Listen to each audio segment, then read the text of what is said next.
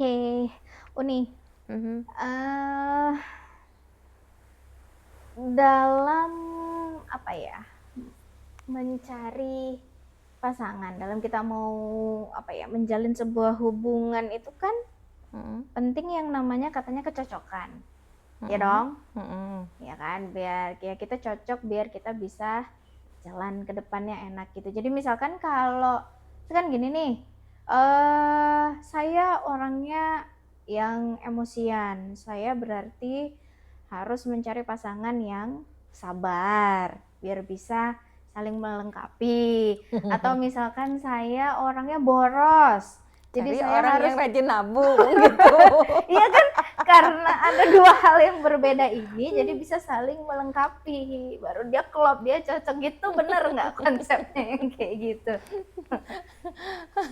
Eh, itu konsep yang terlalu menuntut ya. Jadi sebenarnya dalam menjalin hubungan tuh nggak kayak gitu sih yang. Jadi kenapa kita harus membebankan ketidakmampuan kita itu kepada pasangan?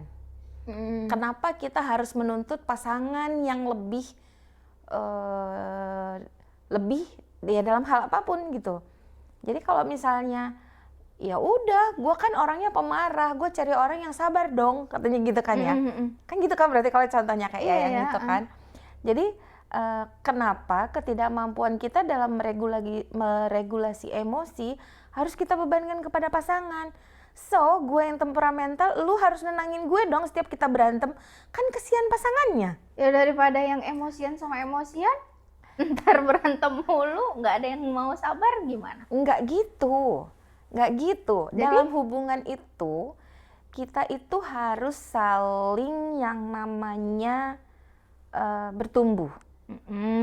Nggak ada konsep yang namanya ya udah cintain gue apa adanya gitu, nggak gitu loh. Ya gue kan emang pemarah, ya udah lu harus terima gue dong, nggak gitu loh. jadi Jadi lagunya Tulus, jangan cintai aku apa adanya, bener dong ya? iya, jadi gini, karena dalam menjalin satu hubungan itu, kalau kita hanya menuntut kita aja yang dipahami, berarti kan kita nggak mau bertumbuh tuh. Itu nggak sehat. Percayalah nggak akan langgeng. Gitu. Iya, karena kalau misalnya kita hanya membebankan itu kepada pasangan, suatu saat pasangan itu pasti punya stress tolerance yang ada ambang batasnya. Maksudnya stres Toleransi stres yang orang kan kalau misalnya nanti suatu saat dia bilang gini, kenapa sih harus gue terus yang ngalah? Oh, Pasti ada itu akan tumbuh apa kan? ya? Kenapa hanya aku aja yang memahami dia? Kenapa dia orangnya nggak mau dinasehatin?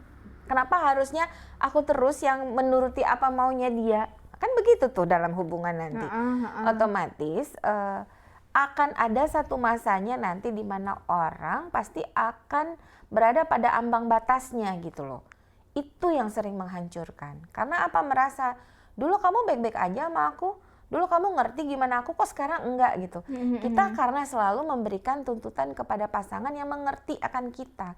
Itu namanya kita tidak mencintai dia, tapi kita mencintai ego kita sendiri. Itu nggak sehat. Gitu. Iya, karena dalam hubungan itu kalau kita hanya menaruh harapan pada kecintaan pada egonya kita, ya udah ego kita ya itu tadi, ego kita tuh kita pemarah atau bahkan kita boros atau kita apalagi tadi temperamental atau kita apalah kekurangan kita kan, berarti kita hanya menerima egonya kita yang seperti itu gitu. Jadi gimana dong caranya supaya kita bisa menemukan orang yang, karena maksudnya gini ya, dengan cara yang tadi itu kan kita udah tahu nih kita tipikal orang yang seperti apa aslinya, misalkan aslinya nih aku nih boros gitu, jadi biar enak ke depannya mungkin dapat pasangan yang bisa bantu memanage. Nah, misalkan seperti itu.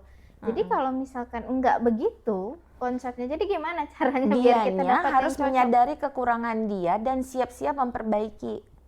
Harus ada kesediaan bertumbuhnya tadi. Kesediaan bertumbuh kan ada kesediaan memperbaiki diri. Dari yang jelek menjadi yang lebih baik. Nah, kalau misalnya dia ngerasa, dia punya kesadaran nggak? Dia punya self-awareness nggak bahwa, oh ketika aku nggak rajin ibadah, aku harus cari calon suami yang soleh. Terus dia mempertahankan ya udah nasihatin aku terus dong. Tapi kalau dia maunya diingetin terus, mau ini terus tanpa menumbuhkan kesadaran bahwa itu ada tanggung jawab dirinya untuk dari segi kemauan dia ya gitu. Sama. Oh kalau misalnya aku kan boros, aku butuh kamu yang ngingetin memanage keuanganku. Tapi ketika dia dikasih tahu dia nggak mau memperbaiki. Ya, sama aja bohong ya. Iya kan, ketika udah dong sayang kamu harus nabung, kamu nggak boleh boros, mana prioritas, mana kebutuhan, mana keinginan, kata pasangannya gitu. Terus dia nggak mau nerima itu, dia nggak mau bertumbuh, dia nggak mau menerima nasihat, dia nggak mau memperbaiki diri, ya sama aja. Jadi gimana caranya biar Jadi kita dapat yang klop?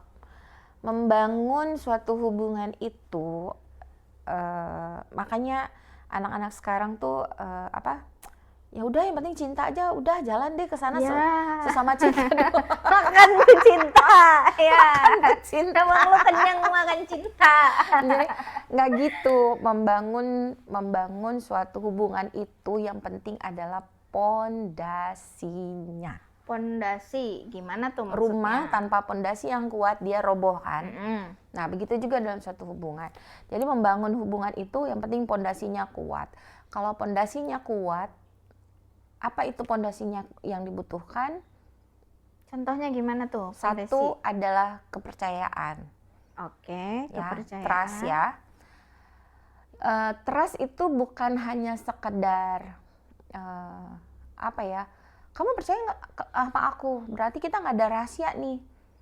Sini handphone kamu, passwordnya apa? Aku periksa. Nggak gitu.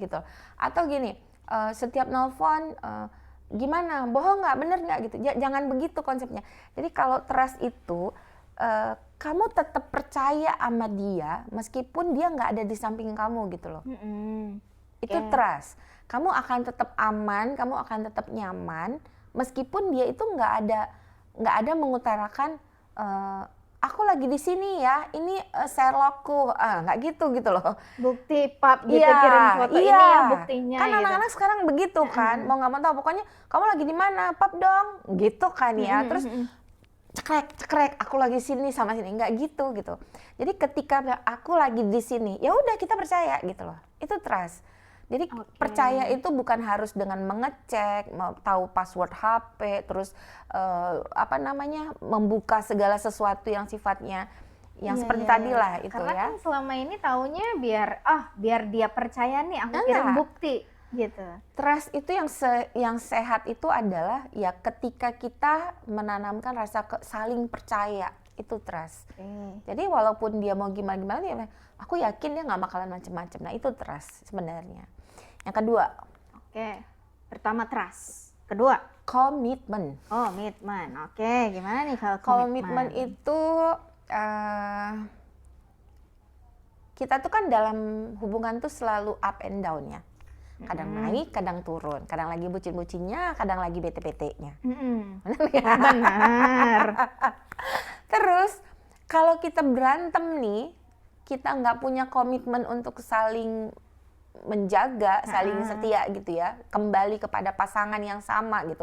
Even kita sedang bertengkar, kita tetap balik kepada dia gitu loh. Nah itu komitmen. Komit itu kembali kepada apa yang udah kita jalin. Nah itu komit. Jadi mau kemanapun hati kita, misalnya kita lagi jenuh pun, tapi kita tetap komit pada hubungan. Jadi bukan lagi jenuh terus nyari yang lain. Nah, itu komitmen. Komitmen itu adalah tetap kembali kepada orang yang sama. Kita orang komit yang sama gitu ya. Itu perjanjian ketika tadi. Kita gitu. mau bersama ya kita komit. Gitu ya. Ya kita gimana pun kondisinya kita bersama. Gitu. Yang ketiga.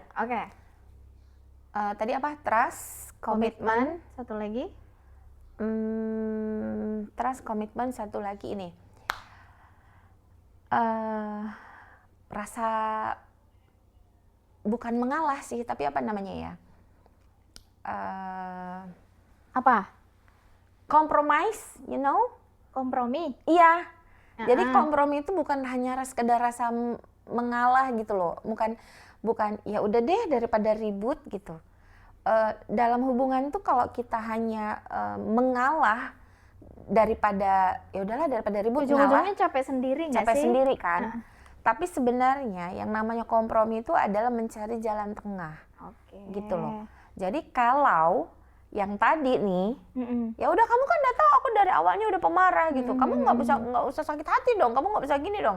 Atau yang satu bilang, ya udah aku kan suaraku emang besar kalau aku marah ya begini. Padahal kan bisa dong marah dengan suara yang pelan gitu kan ya.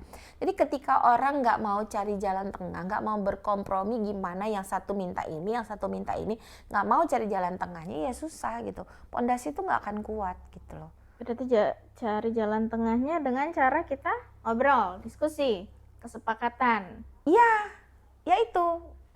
Oke. Berkompromi gimana Iya, caranya iya. mencari jalan tengah biar ya di saat kita berbeda pun kita punya satu jalan tengahnya, jangan tujuan penyelesaiannya gitu loh. Jangan sampai yang kemarin tuh kita bilang yang satu menghindar, yang satu maunya gitu. diturutin saat itu juga. Itu kan ya. Iya. Ingat kan waktu kita bahas kemarin gitu. Oke, berarti deep talk itu guys. Iya dong. Iya Bisa dari deep talk itu kan kita bisa ngobrol, Ya. sama-sama tenang, sama-sama menyampaikan apa yang kita pengen dalam hubungan dan tujuan dan segala macamnya. Udah, 3 itu aja. Ya. Oke, Penting berarti itulah guys untuk membangun pondasi dalam membangun sebuah hubungan supaya kita bisa cocok sama pasangan, jalan ke depannya enak gitu ya. Tadi yang pertama trust, yang kedua komitmen, dan yang ketiga kompromi. Kompromi.